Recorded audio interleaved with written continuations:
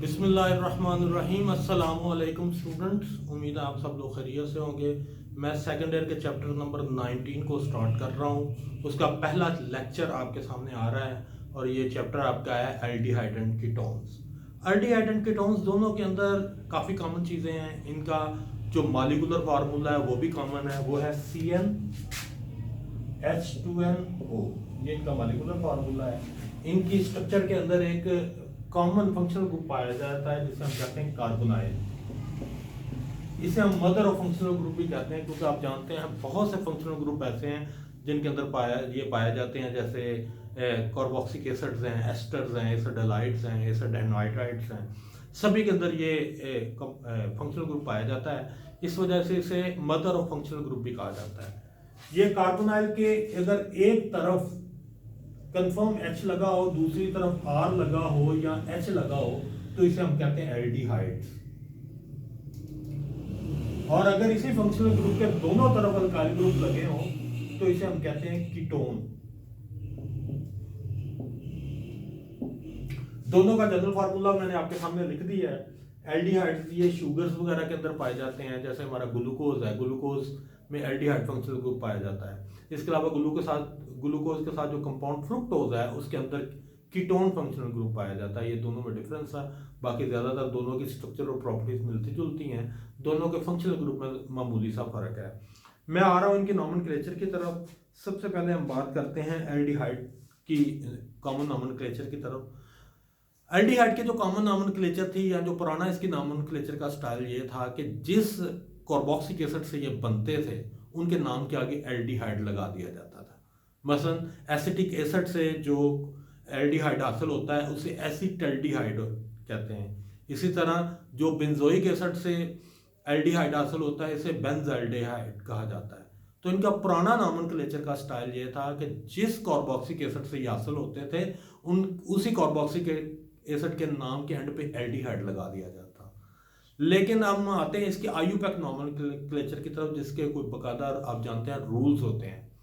IUPAC nomenclature के मुताबिक हम लॉन्गेस्ट कंटीन्यूअस कार्बन चेन ढूंढते हैं। इसमें आपने वो कार्बन जरूर लेनी है जो एल्डिहाइड वाली है। देखें एग्जांपल एक कर लेते हैं।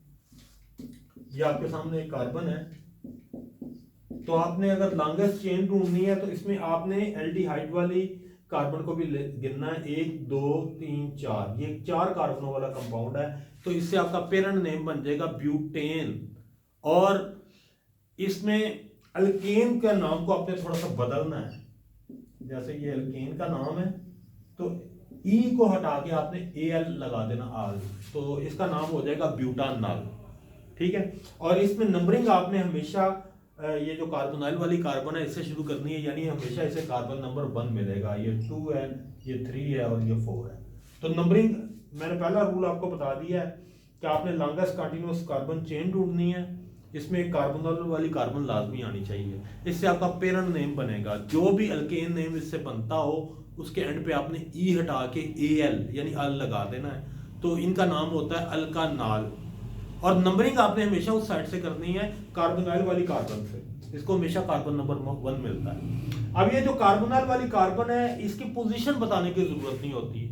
उसकी रीजन ये होती है कि ये हमेशा कॉर्नर पे लगी होती है, इसके आगे और कोई कार्बन नहीं होगी, क्योंकि एंड पे H लगा हुआ है। इसका मतलब है ये रिंग जो है वो या चेन जो है वो रुक गई है, आगे नहीं जा सकती।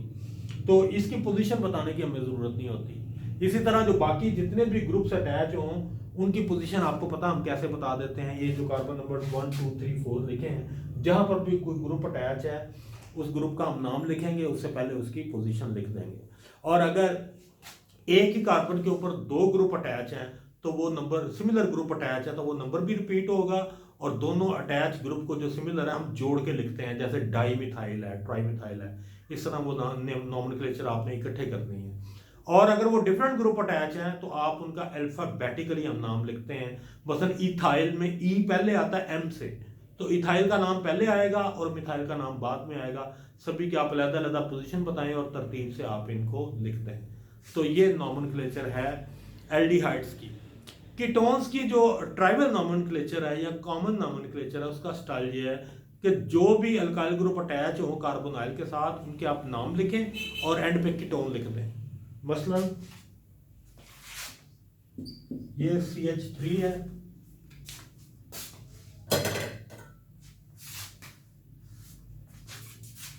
ये CH3 है, इसके साथ C डबल बॉन्ड O और फिर CH3। अब ये दोनों मिथाइल ग्रुप हैं तो इसका नाम होगा डाई मिथाइल कीटोन। और अगर फर्ज करें यहाँ पर इथाइल होता तो आप फिर इसका नाम लिख देते इथाइल मिथाइल कीटोन। तो ऐसे भी आप इसे प्रेजेंट कर सकते हैं। मैं आता हूँ, इसके कोई बकायदा रूल्स तो नहीं है कॉमन नॉमेनक्लेचर के, जो एक दो हैं वो मैंने आपको बोल दिए हैं। अब हम आते हैं इसकी आयुपैक नॉमेनक्लेचर की तरफ। इसकी आयुपैक नॉमेनक्लेचर का स्टाइल जो है वो ये है कि आप लॉन्गेस्ट कंटिन्यूस कार्बन चेन ढूंढें, उसमें कार्बोनल वाली कार्बन आपने लाजमी इंक्लूड करनी है। उससे आपको एक पेरेंट नेम मिल जाएगा अल्केन का, और अल्केन के नेम की पे एंड पे आपने ई हटा के ओन लगा देना है। जैसे ये देखें, अल्केन के नेम में एंड पे आपने ई हटाना है और इसकी जगह ओन कर देना है, यानी इनका कॉमन नेम बनेगा अल्कानोन। ये कीटोन्स का कॉमन नेम बनता है। और इसमें एक वो और बात आप याद रखिएगा, आपको कार्बोनाइल की पोजीशन भी बतानी पड़ती है, क्योंकि इसमें कार्बोनाइल कभी भी कॉर्नर पे नहीं होता। आपको पता है कि एल्डिहाइड में कार्बोनाइल हमेशा कॉर्नर पे होता है क्योंकि उसके आगे H लगा होता है, लेकिन कीटोन में चूंकि दोनों तरफ अल्काइल ग्रुप लगे होते हैं तो कीटोन में कार्बोनाइल कभी भी कॉर्नर पे नहीं आता। तो आपने इसकी पोजीशन बतानी है। तो नंबरिंग हमने उस साइड से करनी है जिस साइड से कार्बोनाइल वाली कार्बन को छोटा नंबर मिले, और बाकी अगर जो ग्रुप अटैच होते हैं उनका वही स्टाइल है उनको ऐड करने का जो आपने एल्केन अल्कीन में पढ़ा है, या पिछले चैप्टर्स में आप कुछ फंक्शनल ग्रुप में पढ़ चुके हैं कि जो भी ग्रुप जिस कार्बन से जुड़ा हो उस कार्बन की पोजीशन हम बता देते हैं और उस ग्रुप का नाम बता देते हैं। अगर एक से ज़्यादा तरह के ग्रुप मौजूद हों तो फिर हम अल्फ़ाबेटिकली चलते हैं, अल्फ़ाबेटिकली हम इनकी पोजीशन को रिप्रेजेंट करते हैं। चलें जी आगे चलते हैं हम। नेक्स्ट है जी इसके मेथड ऑफ प्रिपरेशन। इसके ज़्यादातर मेथड ऑफ प्रिपरेशन आपने पिछले चैप्टर्स में पढ़े हुए हैं, मैं करने लगा हूँ कुछ आपके सामने।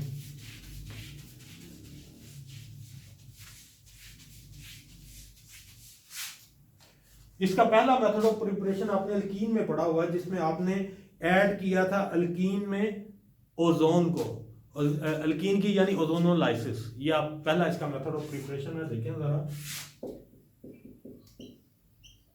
Ozonolysis of alkyne.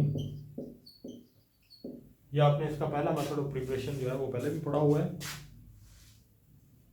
तो देखें जी जरा, CH2 double bond CH2 plus O3, इसका जब हम रिएक्शन करवाते हैं तो आपके पास ये सिचुएशन आती है। ये कंपाउंड अनस्टेबल होता है, ये खुद को रीअरेंज करता है और ओजोनाइट में कन्वर्ट होता है, CH2O। अब इसका अब रिएक्शन करवाते हैं जिंक के साथ in the presence of water, तो ये एल्डिहाइड में कन्वर्ट हो जाता है। तो ये कन्वर्ट हो जाएगा HC डबल बॉन्ड H, दो मॉलिक्यूल इसके बनेंगे और साथ बनेगा H2O2, यानी हाइड्रोजन पेरोक्साइड बनती है।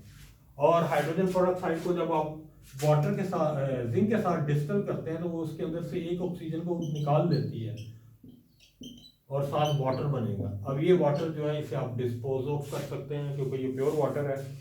तो हाइड्रोजन पेरोक्साइड के वैसे इसकी एप्लीकेशंस भी होती हैं, इसको बाल वगैरह डाइज करने में भी हम यूटिलाइज करते हैं।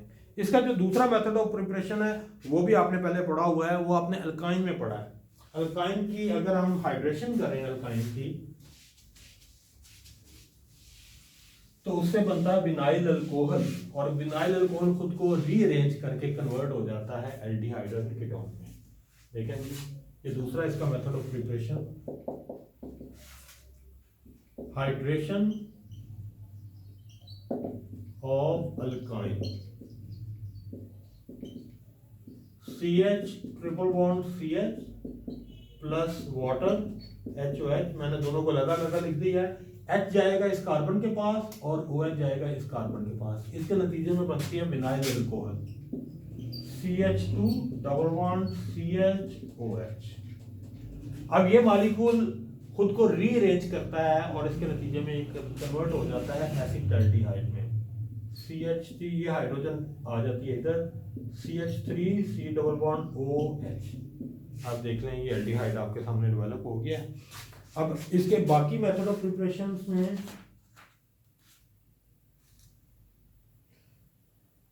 एक और मेथड ऑफ प्रिपरेशन है, वैसे आपने जितने भी मेथड ऑफ प्रिपरेशन है सारे ही पढ़े हुए हैं। इसमें एक और मेथड ऑफ प्रिपरेशन आ रहा है, आपने बेंजीन की थी एसाइलेशन, अगर आपको याद हो तो इसके नतीजे में भी कीटोन बनती है। देखें जरा, बेंजीन की हम करते हैं Friedl Crafts acylation, CH3 acyl halide के साथ इसका रिएक्शन करवाएं in the process of AlCl3, तो ये कंपाउंड इतना हिस्सा जाके जुड़ जाएगा बेंजीन रिंग के ऊपर और वहां से जो H उतरेगा वो Cl के साथ मिलकर बना देगा HCl। तो आप ये देख लें COOCH3 और साथ बनेगा HCl। इसके बाद एक कुछ और मेथड ऑफ प्रिपरेशन भी दिए हुए हैं और ये अगर आपको याद हो ये उस सीक्वेंस का हिस्सा है जो मैंने आपको पहले भी बताई थी कि अल्कोहल की हम ऑक्सीडेशन करें तो एल्डिहाइड एंड कीटोन बनते हैं, एल्डिहाइड एंड कीटोन की ऑक्सीडेशन करें तो कार्बोक्सिलिक एसिड बनता है। इसी तरह अगर कार्बोक्सिलिक एसिड की रिडक्शन करें तो एल्डिहाइड एंड कीटोन बनते हैं और एल्डिहाइड एंड कीटोन की रिडक्शन करें तो अल्कोहल्स बनते हैं। ये उसी सीक्वेंस का हिस्सा है क्योंकि इसमें लिखा हुआ oxidation of primary and secondary alcohol. Primary alcohol की ऑक्सीडेशन करें तो एल्डिहाइड बनते हैं और सेकेंडरी अल्कोहल की ऑक्सीडेशन करें तो कीटोन बनते हैं। तो इसको हम ये अगले चैप्टर में भी आएगा, ये पीछे अल्कोहल वाला जो चैप्टर आपने पढ़ा था वहाँ पर भी इसका तज़किरा हुआ है, ये ख़ास सीक्वेंस है, तो इसको ज़रा आप रिवाइज कर लीजिएगा। इसके मेथड ऑफ प्रिपरेशन तो हो गए हैं, कल हम इनकी प्रॉपर्टीज़ और रिएक्शंस को देखेंगे। Thank you.